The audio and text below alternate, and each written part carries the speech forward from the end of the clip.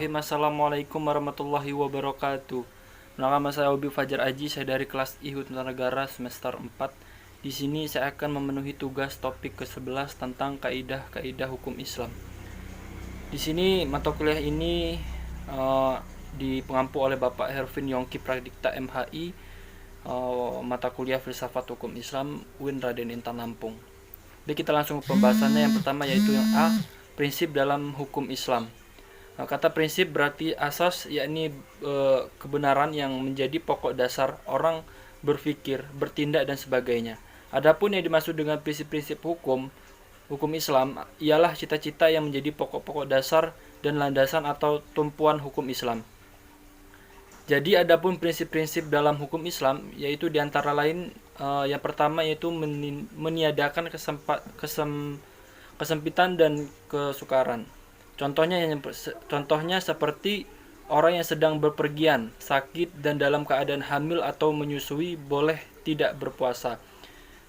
Contoh yang selanjutnya yaitu orang yang tidak kuat berdiri untuk mendirikan sholat, maka ia boleh melakukan dengan duduk. Yang kedua yaitu sedikit pembenaan. Jadi prinsip ini mengisyaratkan bahwa pembebanan syariat atas manusia memang ada.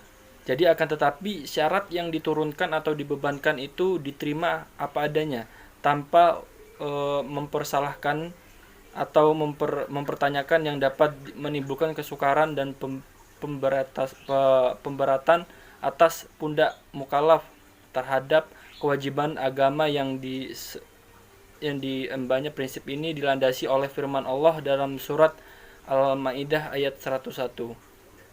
Jadi ayat tersebut menginstruksikan kepada manusia agar dapat menahan diri daripada mempertanyakan masalah yang tidak ada ketetapan hukumnya. Jadi misalnya pada waktu peraturan perundang-undangan itu belum diketahui, dan agar permasalahan untuk sementara dibiarkan dan ketentuan permasalahan itu dipecahkan melalui kaidah-kaidah hukum demi memberikan kelonggaran kepada manusia. Jadi yang ketiga ya lanjut tentang bertahap dalam menetapkan hukum. Jadi Al-Quran itu diturunkan secara berangsur-angsur, bukan sekaligus. Jadi sebab mengingat potensi manusia yang sangat terbatas, hingga ketika ada ayat yang telah diturunkan kemudian dipahami, barulah ayat lain diturunkan. Yang keempat yaitu memperhatikan kemaslahatan manusia. Jadi dalam penetapan hukum selalu didasarkan pada 3 sendi pokok yaitu yang pertama yaitu hukum tetapan setelah masyarakat, yang kedua hukum ditetapkan oleh suatu kekuasaan yang berhak menetapkan hukum dan memudahkan masyarakat ke bawah tetapannya. Yang ketiga yaitu hukum ditetapkan menurut kadar kebutuhan masyarakat. Yang kelima yaitu mewujudkan keadilan. Jadi manusia menurut pandangan Islam adalah sama baik di hadapan Allah maupun di hadapan hukum, tanpa ada melihat kepada tinggi rendahnya suatu jabatan seseorang. Jadi tua maupun muda, melainkan seoptimal dan semaksimal apa yang telah ia perbuat dengan hukum Allah itu sampai membuat predikat takwa. Jadi kaidah dalam hukum Islam yaitu kaidah secara etimologi berarti asas. Adapun menurut Asyuti dalam kitab Al-Shaban wa Nazir bahwa kaidah adalah hukum yang bersifat kuli, menyeluruh atau general law yang meliputi semua bagian. Jadi macam-macam kaidah yaitu yang pertama kaidah asyiyah yaitu segala suatu perbuatan tergantung pada tujuannya. Yang kedua itu adapun kebiasaan itu dapat ditetapkan sebagai hukum. Yang ketiga kemudaratan itu harus dihilangkan. Yang keempat yaitu yang sudah diyakini tidak dapat dihapus oleh keraguan-raguan. Yang kelima kesukaran itu mendatangkan kemudahan. Yang kedua kaidah gairu asyiyah, walaupun kedudukan bukan sebagai kaidah asyiyah, namun keberadaan tetap kedudukan sebagai kaidah yang penting dalam hukum Islam.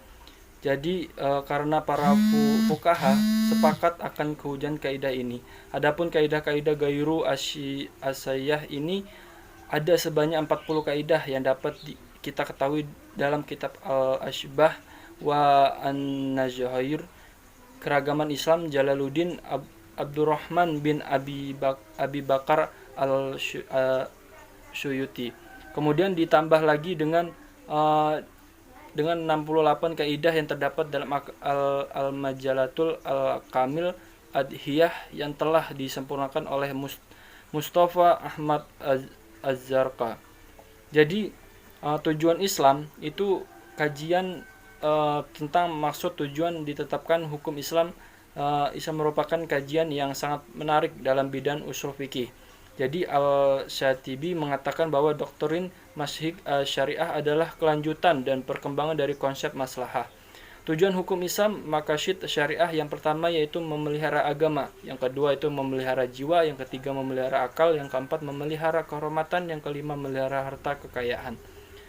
Jadi sekian dan terima kasih, itu saja penjelasan saya tentang topik ke-11 ini tentang kaidah-kaidah hukum Islam.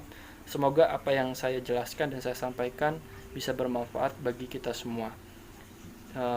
Jika ada salah kata atau ucapan saya mohon maaf, dan kepada Allah saya mohon ampun. Akhir kata, billahi taufik wal hidayah. Wassalamualaikum warahmatullahi wabarakatuh.